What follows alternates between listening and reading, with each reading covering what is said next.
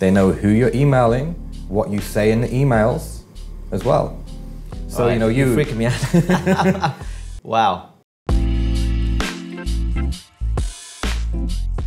What I want to understand, and I think a lot of people get confused by, I mean, what is Google? It's just become this monster, right? It's huge. So it's become everything, right?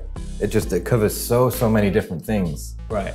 And so as a company, what they really want is information, right? Information gives them power to figure things out, right? You know, you can argue it gives them a lot of power to help people, to give them what they need to solve their problems, right? But ultimately, many would argue it's a data collection company, okay? Okay. And so from like a business perspective, for any business that wants to kind of use Google, right, that comes back to how they can connect with people in terms of like advertising, right? So someone wants something, they can put your product or service in front of the right people, okay? Right. And so when you bring it back to kind of the core thing that Google started with is the search engine, right? Because that's where they started, and everything has kind of been an extension of that. And the search engine gives massive information because it's everything that you search for, right? Every kind of little thought that you have, right? It goes into Google.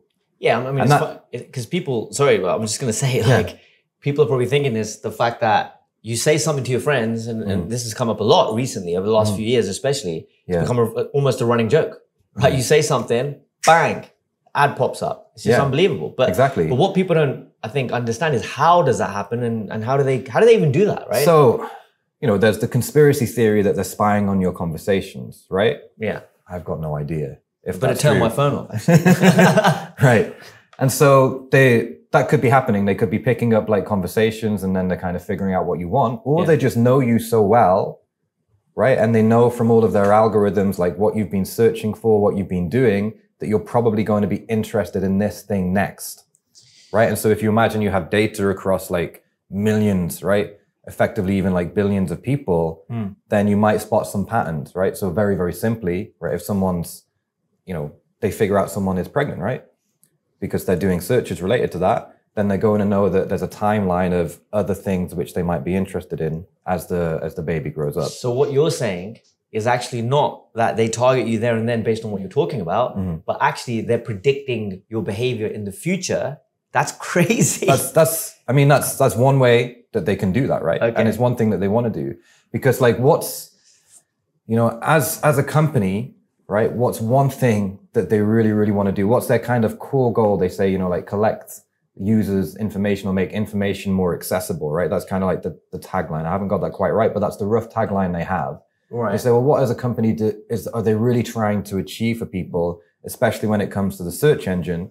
Yeah. And so first answer might be, well, they want to make lots of money and they're doing very well, right? Hugely successful. But what is it that they're doing for people? What are they trying to achieve? Well, I mean, the first thing that they want to do and nail quickly is a solution to a problem, right? Yeah. Like if you have a problem, you go on Google and any website that comes up at the top, right? We call them the rankings, whatever. But any website that comes up should fix that problem immediately. So when you go on the website, this is my understanding anyway. I mean, again, I'm not as technical as you and don't have anywhere near as much experience. But from what I've seen and what I've done in my time is, okay, the website that actually goes, bam, here's your problem, here's your solution. Almost, you don't even have to scroll. Yeah, and sometimes you don't even need to go to the website because the answer is right there. Oh, interesting. You know, like so you see the snippets. It's like you ask a question like, what's the time in New York? You don't need to go to a website. Google tells you straight away. You can press a button on your phone. You can ask it a question and Google will answer you back, right? Absolutely. But then I'm talking about how to monetize that. So obviously if there's products, services, businesses that can help you with a problem, right? And you exchange money for that, right? I mean, buying something to fix it, then it becomes even deeper. I mean, they have their advertising platform. So if they have all the people using the platform, right, because it solves people's problems, it answers their questions, right, then obviously advertisers can fit in there in some way, right, which is exactly what happens, right? So essentially they're selling the views, they're selling the access to the audience, and they can do it extremely targeted because they know so much about you. And so what they really want to do is they want to be the answer to all of your problems, all of your questions, right? Anything that you want to know, they give you the answer, but it goes beyond that because they want to give you the answer to the question before you even know what the question is, right? Before you've even had the thought. So when you sometimes see an ad and you're like, that interests you, you didn't even know that you wanted that sometimes, right? That's what they're trying to do, to be able to present you with something that you want or a query before you might even realize it. Obviously, they want to answer the questions when you have them, but if they can even be a step ahead of you, it's going to help them to essentially enhance your life in a bigger way. Because if you think of a friend that always knows your needs and desires and like, hey, like I knew you needed this, that's great. And so Google kind of wants to be that friend that knows everything about you. Okay. So quick question for you. I know it's going a little deeper, but I can't help but ask it. So, you talked about the pregnancy thing. Right. That just got me thinking, right there and then is, let's say woman's pregnant and about 6 months down the line, they start dropping ads for certain things. Are you talking that level? And also... Yeah, they could effectively do that, right? But then obviously it's reinforced by what she's searching for at the time. Yeah. Right. Okay. Wow. Okay. Yeah. So it's making these predictions, and how can they do that? Well, I mean, it's on a surface level, it's like, well, if you're searching for newborn baby clothes, you know, like potentially she's pregnant, a baby's coming, or it's someone buying it for a friend. But Google will be able to figure out from other searches and what they're doing that, okay, this person is doing searches that a pregnant woman would do. Right. So it knows this. But the searches, right, is just one part of it.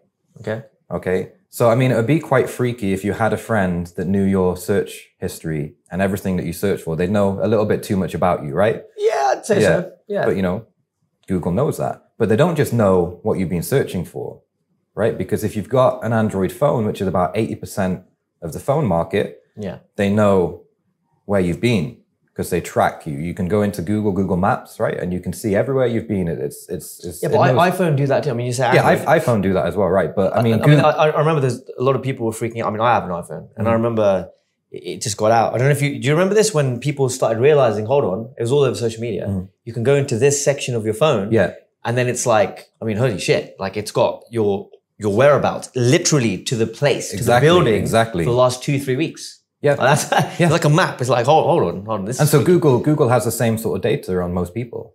So if you bring that together, it's just so now imagine your good friend that's looking out for you, that they want to help you and kind of give you what you need before you know, and they know all of your search history, right? And they know everywhere you've been. It's a little bit freaky, right? But they also know everyone you've been calling, right? Because the Android phone is tracking your calls, right? So Google can effectively know who you've called and what businesses you've called. Okay, so they've got that data point.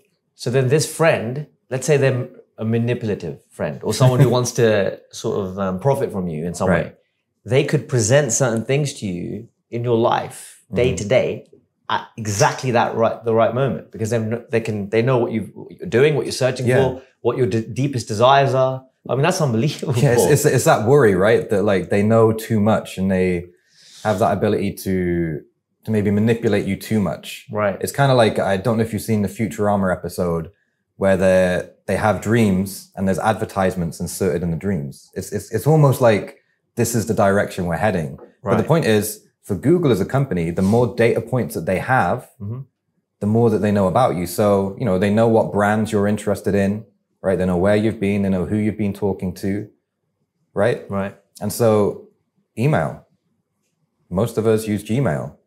They know who you're emailing, what you say in the emails as well. So, you're freaking me out. Wow. Jay's like, I really shouldn't have sent that email. I'm just thinking, I need to destroy my iPhone and just go off the grid for a while. So if we bring this back to, a business, and a business wants to get exposure in Google, it wants to be seen. Yeah. You hire an SEO company, and typically what most SEO companies, so SEO is search engine optimization. It's like how to get more visibility, how to be seen more in Google, in the free organic rankings where you don't have to pay. Okay. So in a nutshell, if anyone watching this doesn't know what SEO stands for and what it means, that's essentially it. So can you repeat that just really quickly? Yeah, essentially in the simplest form, it's helping a business get seen more in Google when people make searches. So you search for a dentist New York. Just higher up, basically. Yeah, higher up. Trying to be number one in Google. And optimizing lots of different things and factors in order to achieve that. Yeah. Okay. And so a lot of these SEOs, they try and manipulate the signals that are sent to Google. Right. Okay. And the way that Google got started, the first kind of breakthrough signal that they had going back, over a decade, maybe even a couple of decades, is they looked for what websites linked to which. So for every time, right, let's say I'm a website and you're a website. If I link to you, I'm giving you a vote and saying this website has something of interest. Okay, so let's break this down real quick, because this link thing I think confuses a lot of people, you know, and it shouldn't, right? Because it's actually very, very simple. So, okay, so you're saying this vote thing. Yeah, I like that, because that's quite concrete. I can get that, and a lot of people can. So let's talk about that. Make it super concrete for me, yeah? Okay. All right, let's go. You have Dentist John, right, in a city, and you have Dentist Dave. Okay. Now, Dentist John has 5 other websites which link to him. Okay, but again, just break this linking thing down. Can we use another sort of word or idea that gets that point across? Well, you know what a link is, right? I know what a link is, right? But and some so people you press, it's the links you click, right? And there's 5 of them out there, right? That link to this guy. Okay. And each of those 5 links is essentially 1 vote. Now, a bigger website might count as a bigger vote, and a smaller website counts a bit, less. Okay, so what you're saying is Dentist John has gone out there, or inadvertently, some people have gone, oh shit, Dentist John is really good. Yeah, maybe he was at a trade show. He sponsors a trade show, right? Maybe there was an article about him. But he's got five links. And let's say he's not trying. I think that's a good thing. He's not trying, but somehow, because he's really, really good, people have gone, here's a publication about you. Someone might have done a video on him or interviewed him or whatever. So they're the links that go, oh, by the way, if you want to know more about Dentist John, then they, right. Then they link there. That's the link. Okay, got it. So Dentist John, he's got 5. Fine. Right? Now, Dentist Dave, he's got 100. He was on TV. There was a news story about him. Right. Right? And so he's essentially got 100 links. Okay. And so there's like 100 votes. And these are from even bigger sites because he was covered nationally. Okay. And so if you're Google, right? And Google wants to help you find the best dentist, which one are you going to put higher? Dentist John with 5 links or Dentist? Obviously Dentist the one Dave? with the most votes, because that's a signal saying he's popular, he's doing well, and he's being mentioned for a reason, right? Exactly. It's like celebrities. Like if they're being talked about, there's got to be something there. Exactly, right? exactly.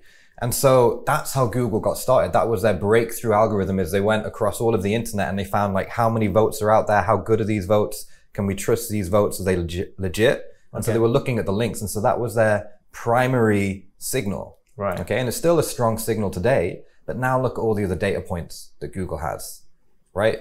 They know your search history, they know where you've been, right? They know who you're calling. So now if you call a business, it's a vote, right? If you search for the brand, it's a vote. So if, there's 1,000 people searching for Dentist John and only one person, or 1,000 people for Dentist Dave and only one person searching for Dentist John, then that's another signal. And so there's all these different signals, and there's literally thousands upon thousands upon thousands. Okay, so what you're saying is it becomes just a snowball effect. Like almost like, because Dentist Dave has got 100 votes. Exactly. Suddenly Google pushes him up. I'm just going through the questions here. Suddenly Google pushes him up, and now people are seeing him, therefore they're calling him more, emailing him more, walking into his actual his dentist surgery more. And all of these are just amplifying, if you like, the impact that he has on the internet. Exactly. And therefore Google just solidifies his position. So that's the thing, is once you're popular, it's easier to stay popular and you become more and more popular. And so what Google tends to do is they reward bigger brands. So if you're a big brand, you're a big company, Google says, well, popularity correlates very well with quality, right? And trust, right? You could argue that that's not true, right? It's probably true in a lot of cases. It might not be in other, but it's a simple way that they kind of say, if you're a big brand, you're probably more trusted.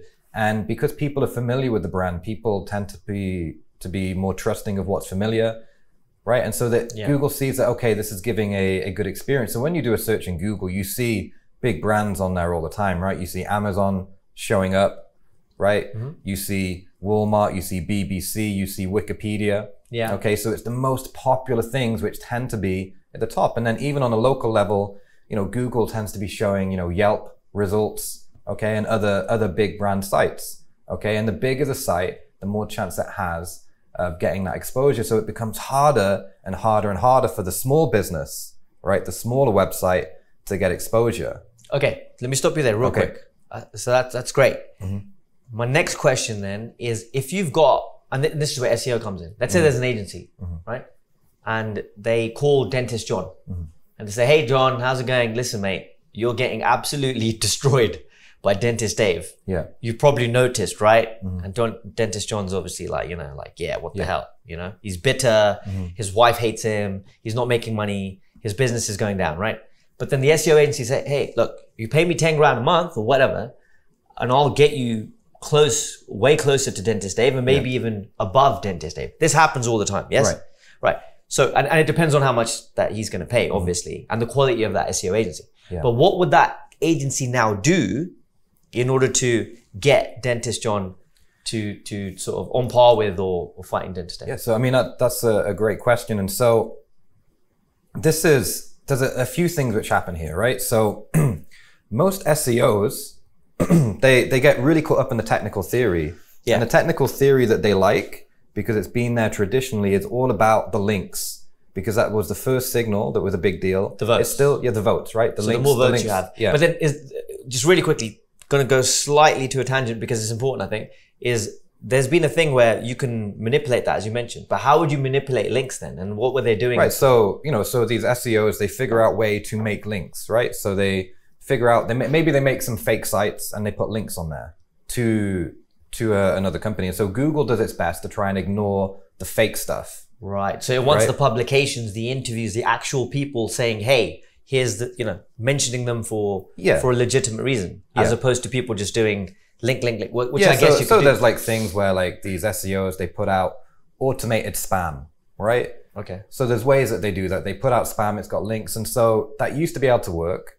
And SEOs love that stuff because it's like, I'm kind of like, I'm fighting the machine. I'm manipulating them, right? So that I'm in control and I can choose what's number one. And so it used to work and it worked very, very well. Yeah. And it actually worked very well, like up until maybe just a couple of years ago. And there's still ways I think that can be done. However, it's very, very outdated. But that's what most of the SEOs focus on, right? That's kind of their big thing. Okay. And so they're not thinking about how to get them more exposure, how to create more quality content, right? How the website can, solve problems by maybe writing articles on queries or problems that their audience might have. Okay. They tend to focus on these cheap tactics. So that's problem number one. Yeah. And that's what like 70, 80% of them are doing. Okay. So and that can help a little bit, but it's not good long term. Yeah. And maybe it carries some risk, right? Yeah. Because Google might get upset and they might punish you for that. Usually they don't, because they ignore that stuff. Yeah. Because otherwise you could go and hurt a competitor. Okay. We've all heard about content. So again, now that might have been, this is really good because it's making a lot of sense for me, and I think it's going to connect a lot of dots for people. So Dentist John and Dentist Dave fighting it out, right? Well, not quite because it's not competition, but about 10 years ago, someone would have approached Dentist John. He pays enough money. He gets these, random links, automated spam, whatever you call it, just to get those votes. And he could have won. He could have faked his way there. Right. He gets a 100 grand loan from the bank, gives it to the SEO agency. So Google comes out with these changes, and they're like, okay, we've figured out how to ignore this stuff, and then Dentist John gets put back where he should have been. Right. Yeah. Gotcha. Now, so present day, Dentist John kind of doing okay, kind of not, but he's been kind of put back in place. Maybe even overtook Dentist Dave, and he becomes the poster boy, if you like, of how SEO agencies are so successful and why they work. I mean, they're still around and they still get paid loads of money. Yeah. So clearly something's working. But my question is this, because I've seen a shift in the industry where these SEO agencies are now talking about content, right? Yeah. So this is a nice little segue for me. Yeah. So I mean, I think it's even a red flag when someone calls himself an SEO or says that they're an SEO agency. Okay. Right? Even to this day. Well, right now, yeah, because like back in the day, you could do these manipulative things to rank higher in Google, right? However, today you can't do those things so easily. And so essentially, if they say they're an SEO, they tend to be thinking about manipulation. Gotcha. Okay, but like you said, well, you could do content marketing. You could put out articles of interest. But why? Okay. Why does that help? So for example, lots of businesses, lots of companies are told now, right? Whether you're an author all the way through to a business owner, small, big, doesn't matter. Do content. But what does that actually mean? And why is that going to be as impactful? Because the vote thing, I understand. Yeah. The vote thing, people understand. I get that. Makes sense. But now people are told, hey, do lots of content. And they try and do content. No one ever sees it. And it's like, well, what's the point? Right. Do you know what I mean? And they do videos and they try and do a bit of this and a bit of that.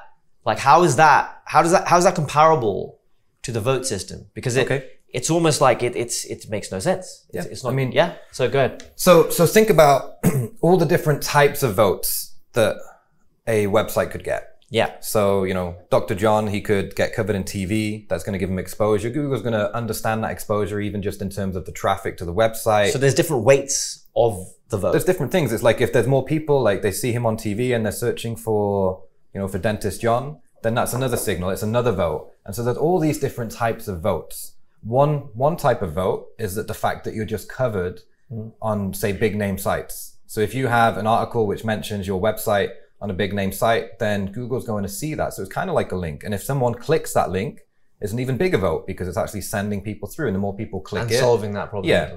And so the idea with content, it doesn't work for a lot of people because they put content out there that is maybe more a bit about themselves or kind of what they want to say. And it's not really answering or solving a problem, or it's been done 1,000 times before.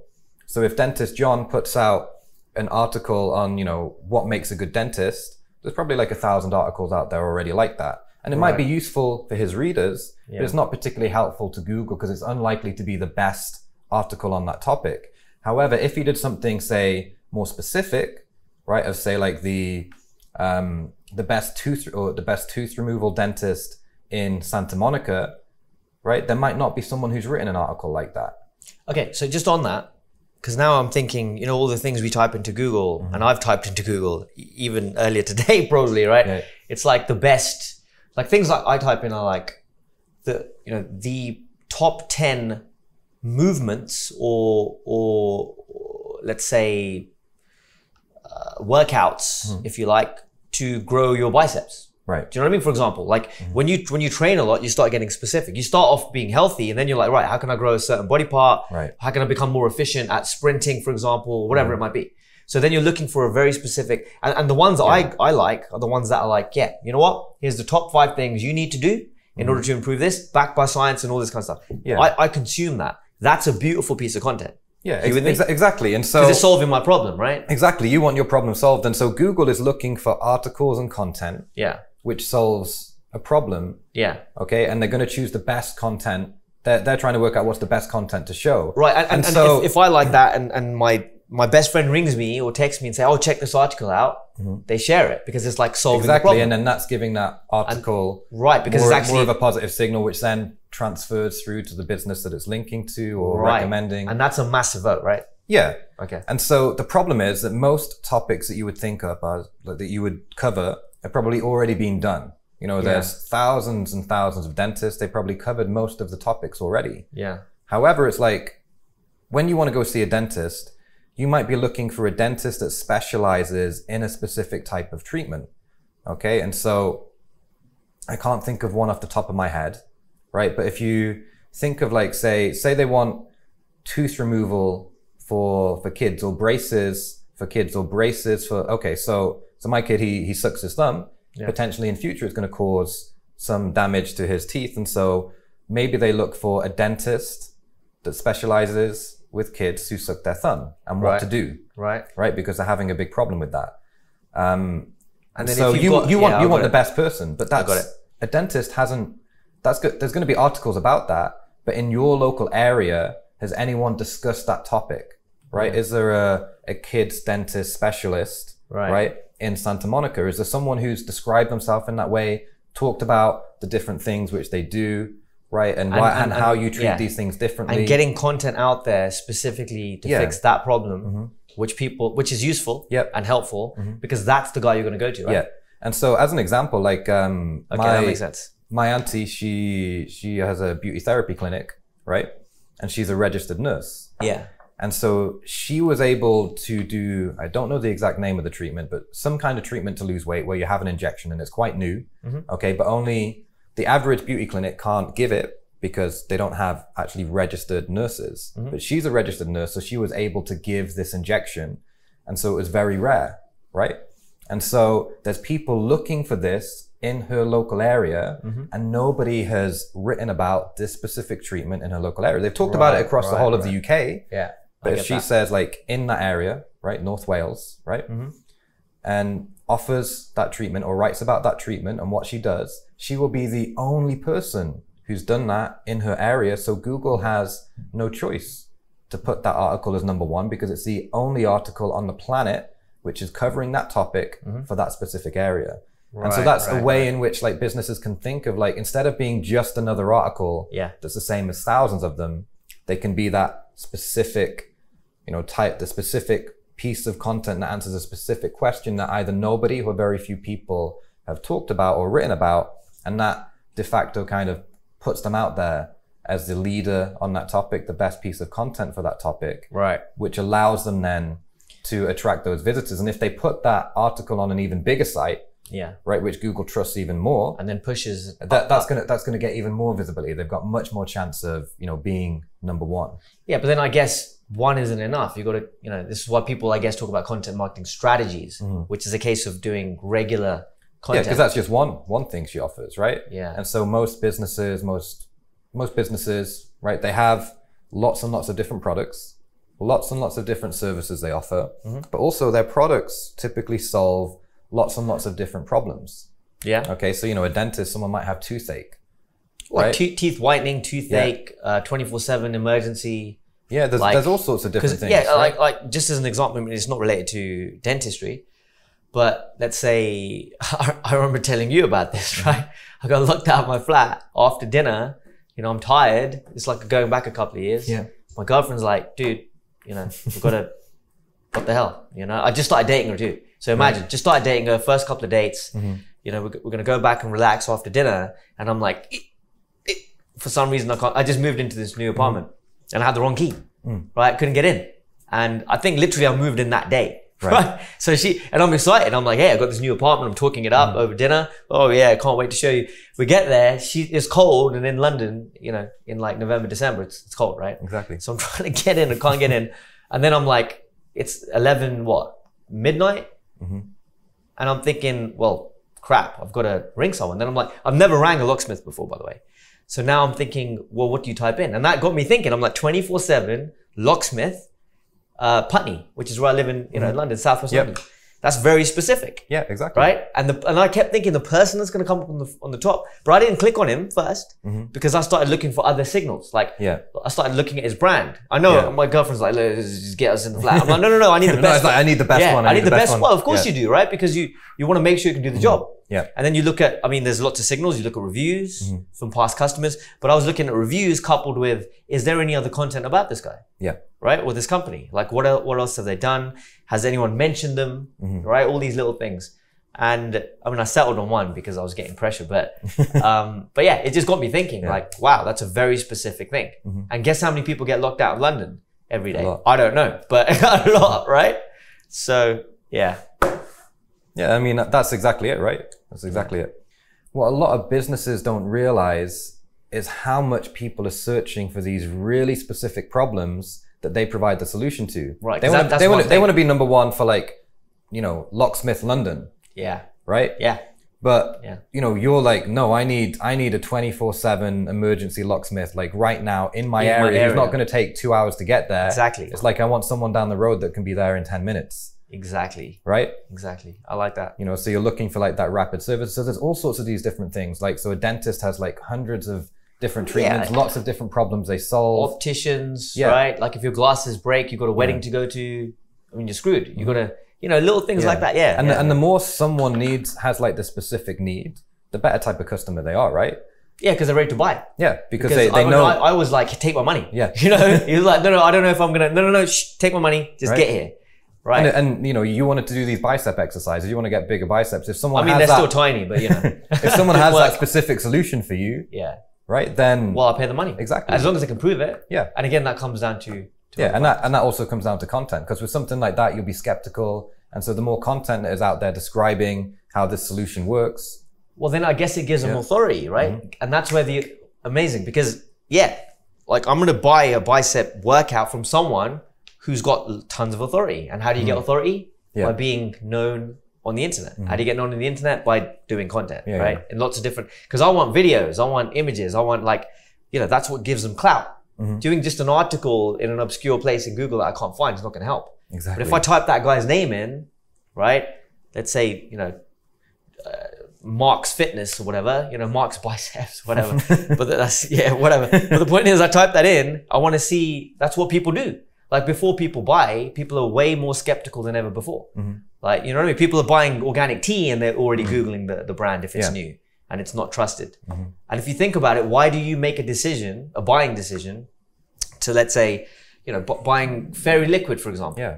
You buy it because you trust the brand. But this is why companies spend like so much on advertising and TV ads to create. They don't that even know like familiarity. they don't even know if it works exactly, but they know it's building so much trust because the familiarity builds trust. And it's the same with content. It's like the more that's out there, the more that's said about you, the more that's said about you in different places, the more that people trust you, and the more that Google trusts you. Right. So and then it has that effect. It has that effect, right? And then you end up just making that buying decision a lot quicker. And then for the business, because they're becoming more popular, they have more customers, and with more customers, they have more money, and with more money, they can deliver better services and products, right? I want to go back to this question, right? Okay, so you've got a business, they figured out this way of getting themselves exposure in the local space by talking about something very specific that they can solve.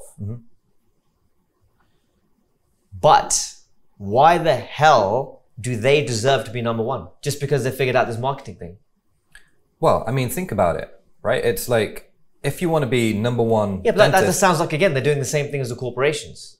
They're not buying their way to the top, but they're almost manipulating their way to the top if they figure out this content strategy, which we've seen. Arguably, yeah. It's like, what's the difference between vitamin C product A and vitamin C product B that both don't contain this? The difference is that one company realized that people want this without a certain ingredient, and they're the ones that wrote about it. So they might not be the best, but they're the ones that talked about it. And so if you want to find that product, you might be spending 2 hours because you're trying to go through all these different ones. But if you're the company that says, hey, we don't have that included, then you've actually helped people because you've allowed them to find. I think I know what you're saying, because we've traveled extensively together, building our businesses, and we've gone to some random places, right? And we've had to spend weeks and weeks there, as you know. And we like to eat well. We like to find the good spots.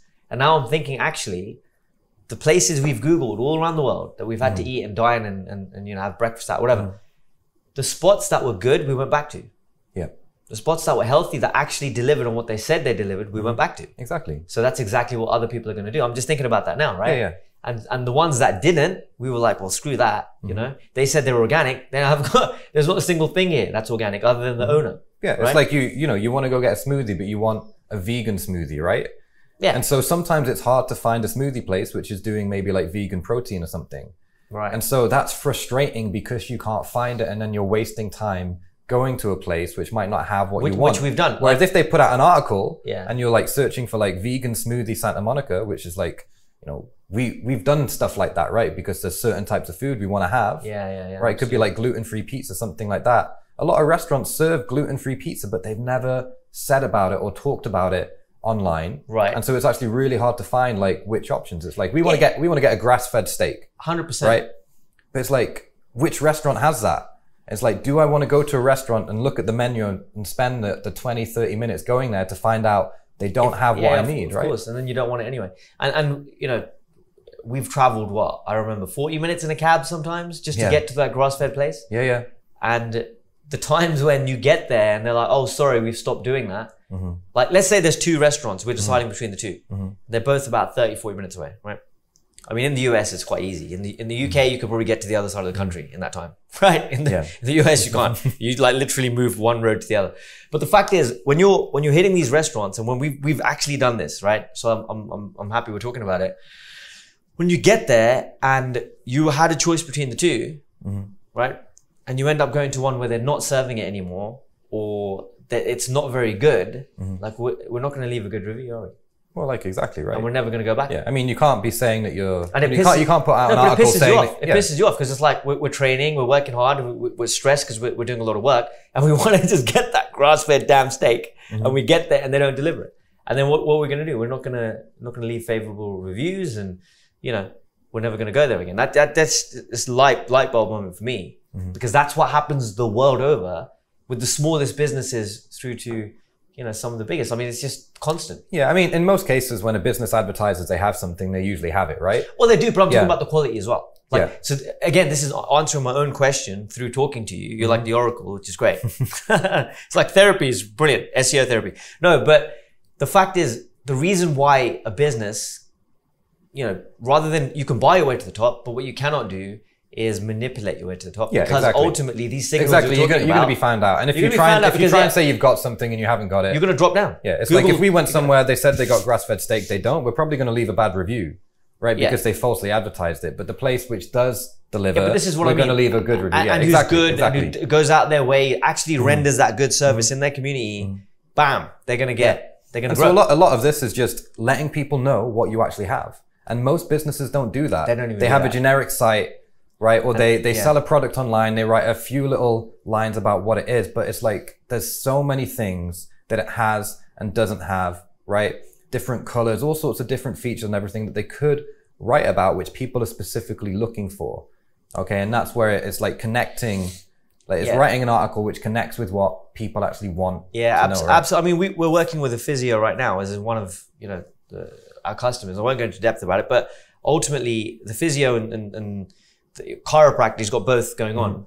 And what's interesting, and you know about this, we've done really well for him and he's happy and stuff like that. But what I couldn't believe is he's like, right, I want sports massage in a certain area in London. And he just kept battering away at that. I'm like, dude, that's fine. But there's 1,000 people offering that. Yeah. Right?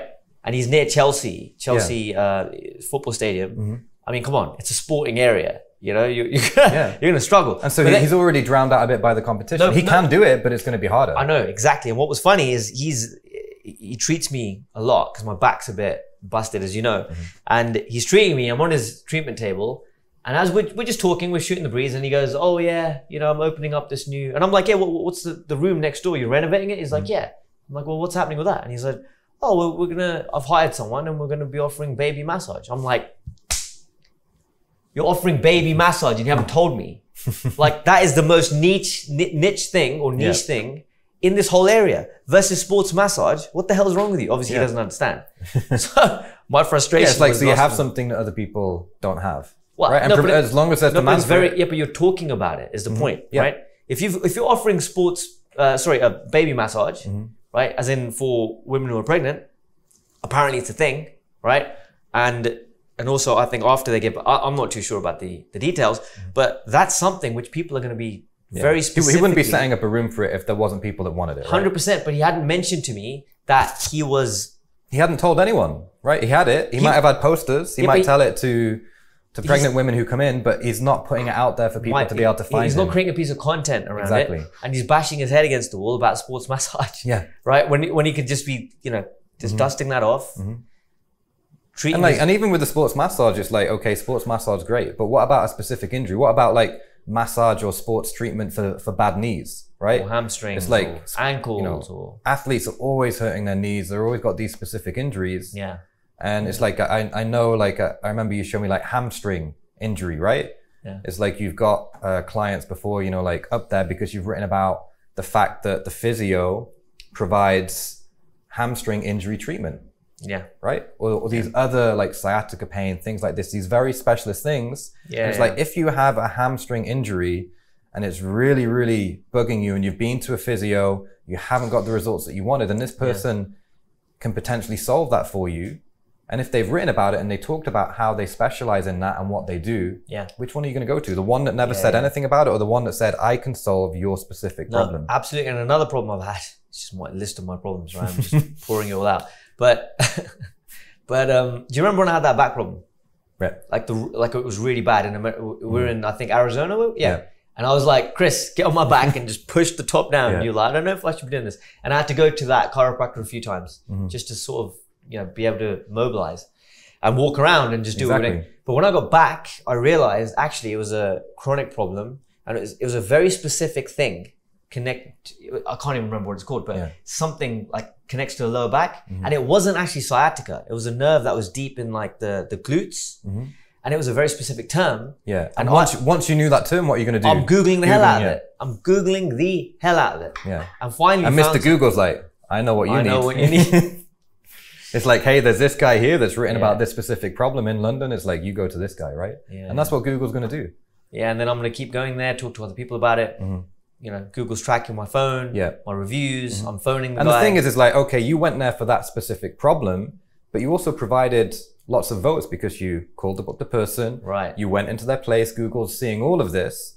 And so every time they do this, and they do it maybe for a few different products and services and problems that they solve, that then they start getting more and more of these signals. No, absolutely, and they become more and more popular, and everything else then starts to become easier. And there's this tipping point that Google at some point goes, this business is getting quite popular. Let's push them up and give them more exposure in general. Right. And, you know, we've seen this where all of a sudden, you know, these local businesses and these online stores, it's like suddenly they're flooded, just like overnight, where Google said, this business has something that people are interested in. It's popular. It's like it lets them into the club. Well, we've seen them double or triple, literally double or triple overnight. It's crazy, which is mad.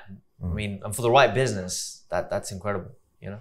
Yeah, Jay, you're doing all right, but it's been a tough journey, you know, career-wise, money-wise, to get where you are right now, right? And you know, you got a big vision for the future, I expect, but just to get this far. Yeah. You've had some hurdles, some stresses, some ups and downs. So, you know, share that. Tell us about that. Wow. Where to begin? Where to begin? Huge question. Well, I mean, when did it start? I've always had that entrepreneurial sort of mindset. When did you realize, like, oh, I want to kind of like be in charge of my own destiny? You have this, what's this little saying that you have? Oh, master of my fate, captain of my soul. Yeah.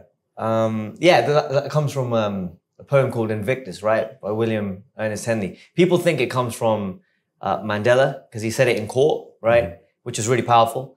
And other people think that it came from the Guinness advert.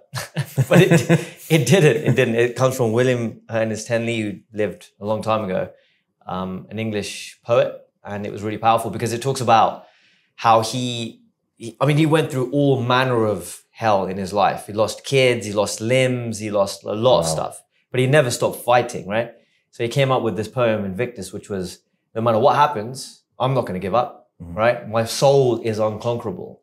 If you think about that, unconquerable soul, wow, right? So that's like they can take his children, they can take his limbs, but they can't take what's inside. They can't take what's inside and they can't take what's up here, you know? And as long as you've got that, then you've still got power in your own world, and that's all you need, right? So what did that mean to you in terms of like the drive of like where that was going, and when did you feel that was starting? It probably started going when I was about 12 or something, you know, quite young, because I mean, you know this, but my parents were immigrants from India. They came over in the 70s and they fought, you know, all manner of, you know, prejudice. They were new people to the country, right? A lot of things were happening in the UK. Let's put it that way, around that time. And people were just getting to grips with this massive sort of influx of people from all over the world, especially from India, because there's a lot of big need for labor and talent. Yeah. And my understanding is at that time, the UK economy was doing really badly. Yeah. And the government made the decision to bring in lots of people from the Commonwealth to boost the economy, right? Yeah. And so they did that to help the country. Yeah, absolutely. And it was a good decision, I think. Well, clearly I'm here. Kaboom. But what was interesting is and we've talked about this a little bit, but my grandfather actually fought for the British in World War II. He had to go all the way to and he was promised, he lived in India at the time, but he was promised citizenship in the UK, right? So he had to go all the way to Japan to fight these people he had no enmity with at all. Didn't quite understand what was going on. But of course, the British had their Raj in India for quite a long time, you know, getting freedom just around that time. It was 1947, just after the World War II ended, actually. So during World War II, you know, there was a lot of things going on, but he was promised citizenship. So anyway, and by the way, the history of my people, which I'm always proud of talking about, I'm always like, woo! But we're from North India. We're Punjabi. And the heritage is quite, you know, it's quite important to me because we're known as fighters. Because whenever any invasion used to come in through to try and take over India, it always had to come from northern India and between the Himalayas and the ocean. And that small little gap is literally where you've got Pakistan coming in. Well, modern day Pakistan. It used to be India, but that region is known for some crazy tribes in terms of that's where the fighters were sort of made and forged. And my heritage so it's been in history for generations. Absolutely, absolutely. So anyway, coming back, so you got to remember, like with my family coming over and with my mother and father coming in the 70s, it was a massive struggle. Like if you can't speak English, how are you going to find a job? I mean, even now there's prejudice. Imagine then, right? So they weren't looked at as particularly, desirable, let's keep it that way, and they weren't respected much. So respect was a massive thing for me because I remember growing up, like people used to knock on my door at home and my parents couldn't speak English, right, at all. And I just remember the way that engagement used to take place and the interaction. And I used to go to the doctor's office and my mom and dad used to just shrink into their seats, Imagine that, seeing your parents withdraw. You see them as these powerful, beautiful beings. And you're seeing them work so hard and putting everything in for you, everything they have. I mean, my parents, they both my dad had 2 jobs. My mom had 3 jobs at the same time. So I hardly saw them growing up, right? It was just me and my brother and you got this 9-year-old kid, my brother, forced into raising a kid, right? He's like, hold on, he's trying to be a kid himself and he's had to become a de facto parent. So it was a lot of struggle, let's put it that way. I'm not proud of it, it's made me who I am, but what taught me a lot about hard work, humility, respect, honor, all these good things was taught to me by my parents and that sacrifice was huge. I was like, wow. And listen, they're not millionaires by any stretch. They don't have, I know we're on a journey, and of course they'll benefit from that, but themselves and how they grew up, they didn't have that in their mind. All they wanted to do was survive because they're sending money to India. They're working, every hour of the day just to put food in our mouth. I mean, it's a big thing, So I'm seeing all of this growing up and I'm thinking, why the hell can we not get past that? And I'm reading all these crazy books. I remember telling you about reading like, business books, Napoleon Hill, Robert Kiyosaki. How do you pronounce his name? Kiyosaki? I think so. It's a tough one. I've never been able to say, but Rich Dad, Poor Dad, lots of other books about history, but also about business and about, overcoming the odds and all this kind of stuff. So I was inspired by that. And I just devoured every book I could find at a very young age. It was quite weird for my brother because he's like, what the hell are you reading now? You're reading about psychology and seduction and all this stuff. But for me, it was about seduction of the mind more than anything. Because if you can persuade someone to do what you want them to do, right? Manipulation aside, of course. And I think we'll talk about manipulation there, but I think it can be a topic which people are like, oh, manipulation. Well, what the hell are we doing every day? Do you know what I mean? We're manipulating our kids, we're manipulating our parents, but of course there's levels of it and it depends on what you're trying to manipulate them for, but everything's about manipulation, as long as you've got a good... I think there's manipulation which associates with the negative side of persuasion. Yeah. And then you have persuasion, which is trying to get someone to do something, right? Maybe for their greater good, right? Absolutely. If someone's standing on a ledge, on a very high building about to jump off, or on a bridge, and you have to manipulate them in order to get them off, what, is that bad? But you're still manipulating them, technically. So yeah, I agree with you. As long as you got everyone's greater good, or you have a moral compass, right? You're good. But anyway, I realized from a very young age that if I can persuade people to do something that I want them to do, or having that persuasive ability is going to be, that's everything. Like that is all you need, right? Because if you're able to do that, then you don't really need much else. Well, it's a clear quality of a leader, right? If you want to lead people, you need to be able to persuade. Yeah, absolutely. You need to be able to get your point across, express your message. And some people might have a great idea, but if they can't express that well, people won't buy into the idea. They won't follow them, even if it's the greatest idea ever. Yeah, you've got to be able to communicate it and communicate it well. And so even at a young age, you were thinking about persuasion. At 12. How you... Crazy. So my brother's like, what the hell is wrong with you? Right. I'm trying these techniques out on my family and, just to dabble in it because I didn't really understand it too well. Even at that young age, you were thinking about persuasion. You were reading like books like from Napoleon Hill, right? And maybe thinking about that there's something bigger out there which will bring something to you. So when was it kind of like you talk about persuasion early on? Yeah. You want to be able to influence, right? But how did that tie into maybe like entrepreneurship and kind of being the master of your own fate. Yeah. Like at what sort of age did you have kind of like a time where you thought like, hey, I want to do something with my life and like be in control of my destiny, you know, rather than kind of follow maybe the more typical path of like getting a job? Like when did that like kind of transition happen? I mean, it started at 12 because I'm reading these books about all these people that have done great things. And right. I've always been fascinated by history. And then that's opened your mind to like what's possible, right? 100%. Because I read books about Alexander the Great, about Julius Caesar. Like, as you know, I'm obsessed with history, especially these great people that came from relative obscurity to overcome the odds and live the life they want to live. Yeah. So that was a big thing. And so you realize a regular person can absolutely achieve great things. And the gateway to that is what? Persuasion. Essentially. So I was linking these ideas and concepts together. And by about 14, 15, leading up to 16, you know, we're having these, you know, at school you have, was it high school at the time? Yeah. You have these career days and stuff like that.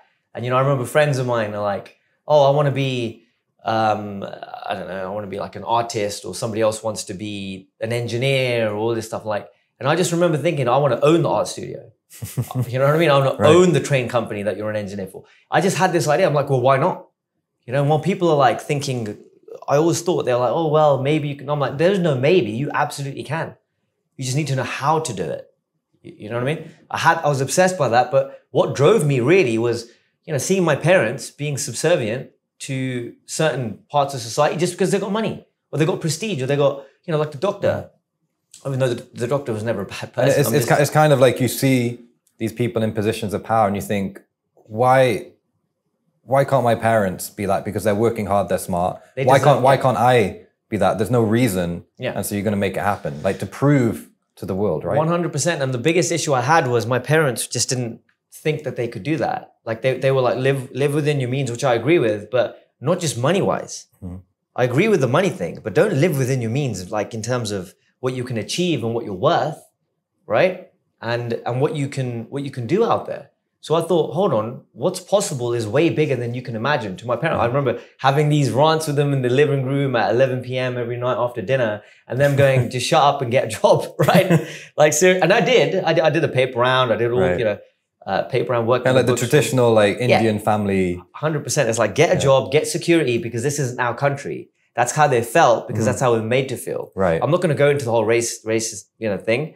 But at that time, they grew up, you know, no one would help them. They weren't given jobs. They were given jobs by people within their own community. So they're like, well, we're here on our own. You know what I mean? And this isn't something that like was just affecting the Indian community at the time. It's something that absolutely, obviously more, but there's so many people across the world. It's like even the school systems, like everything around us is kind of channeling you in a direction of like, this is what you can do and what you should do and where your limits are placed. Yeah. Right? Yeah. And so it creates this belief in people that they can only go so far. And so, you know, and maybe some people want like, you know, they're happy with that, and that's totally cool. There's like different ways you can live your life and be like truly happy, right? Yeah. But to have that restriction placed on yourself without even thinking you have the option. Yeah. Right? It's taking away opportunity from so many people, and so many people that closed like in their mind, right? And so it's great that from such a young age you read these books and you're like, wow, something else is possible. It was crazy, because I remember speaking to friends at school about books I'm reading, and they were just like, they thought I was weird. Yeah. And now I wear that as a badge. I am weird, and I'm proud of it, because that means I'm doing something that most people aren't doing. Yeah. And that's what it takes, you know, and we'll talk about that. We'll get to that. But anyway, so 15, 16, I started reading about all this stuff. You know, it's all coming together in my mind. And I'm like, no. And I said to my parents, you know what, one day, people are going to look up to you in the same way you look up to people. But when I say look up to people, I mean like people in positions of power and authority. Like the people, like their bosses at work, for instance, you know, or I always say the doctor, because it's just in my mind, you know, it's like imprinted, that one memory. But because honestly, it's a powerful thing. As I said, you walk in doctors, I just remember every time they used to shrink, man. It used to be awful, you know? Because they looked up to the doctor so much that it made them feel less. Yeah, because they couldn't speak English well. They felt inferior. They felt like the doctor, oh, wow, they're a doctor, you know? It's a big, and like now, I'm like saying to my friends, listen, you know, and we talk about how much doctors earn and stuff, and they're like, oh, okay. So, it's, you know, I respect that, don't get me wrong, but it's just, I was just battling with them constantly, you know? They were like, get a normal job, which I did. But then when I got to uni and I graduated and I did all that, I tried to start up businesses at uni. The main reason for me to go to university was just to experience that whole university vibe and get away from the family for a while, get a bit of independence. So I went up to Manchester, which is quite, you know, about 4 hours away. I did the same thing. I went to a uni far away, have that independence. Yeah. Right. So you know what I'm talking about. So that was good fun. But I started up, there was a guy at uni. I remember he started up some businesses doing promotional events, nightclub events essentially. And so I jumped on with him, and, you know, although he was running the whole gig, I was very much like a, you know, almost like a partner, if you like, but leading a certain element. And I liked that. I got my first taste of it. And then when I came back from uni. And so he became almost like someone you saw in real life and was connected to, that was doing their own thing that they wanted to do, 100%. Right? 100%. And he was like, you know, at uni, I was like, what, 20, something like that. He was 30, 31. So he's a lot older, a lot more experienced, very smart guy.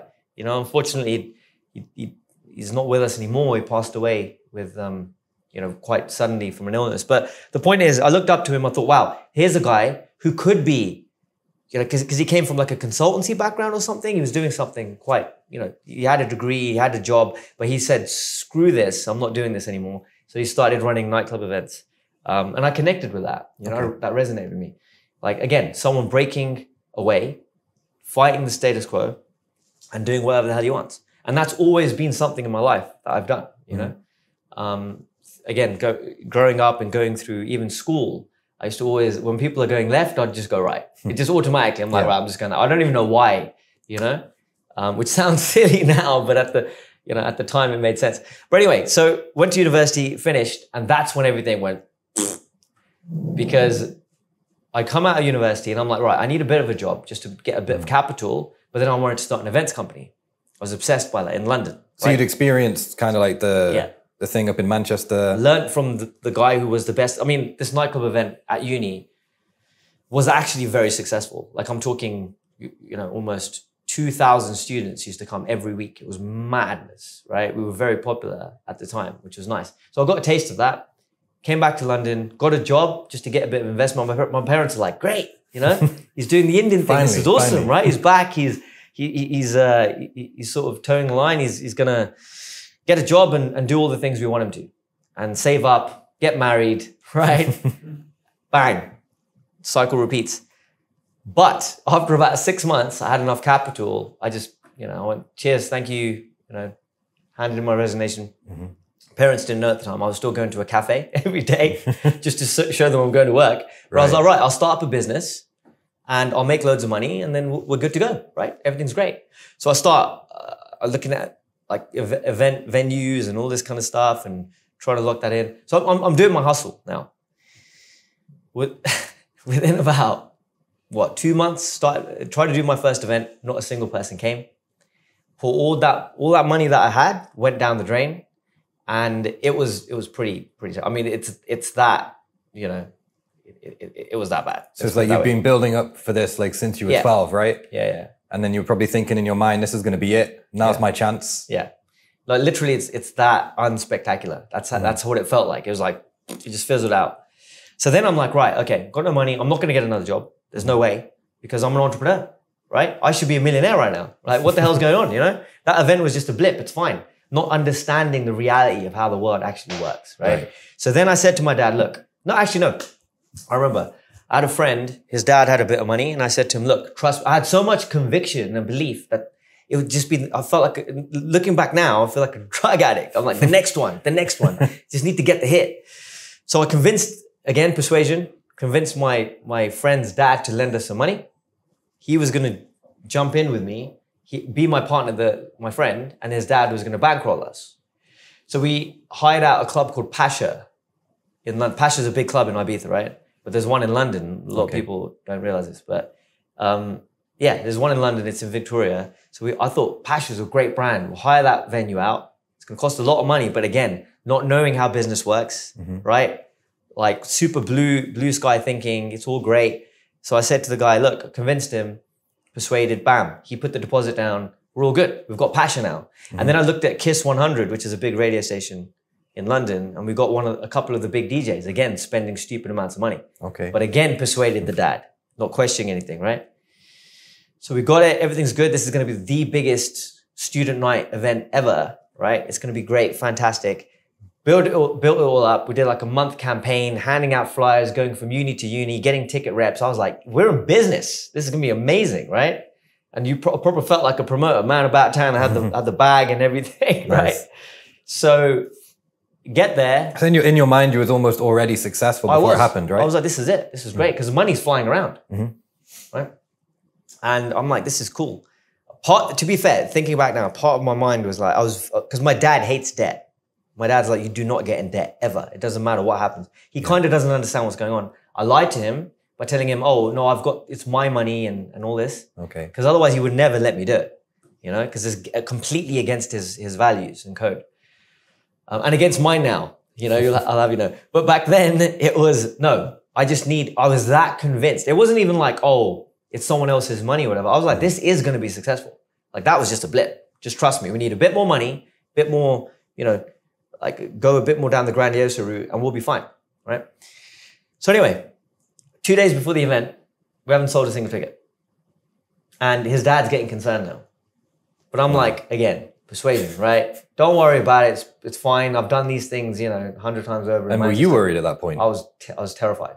I was like, then I started thinking, shit, because I've been raised with values and you know, now I'm thinking, actually, if this doesn't work out, I'm going to owe this guy a lot of money.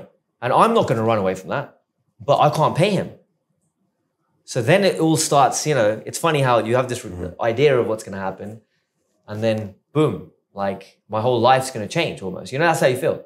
Because I couldn't face up to the fact that I'd let this man down with his money. And it's just so against everything I stand for. So anyway, that was 2 days. One day, tickets start, you know, picking up a little bit.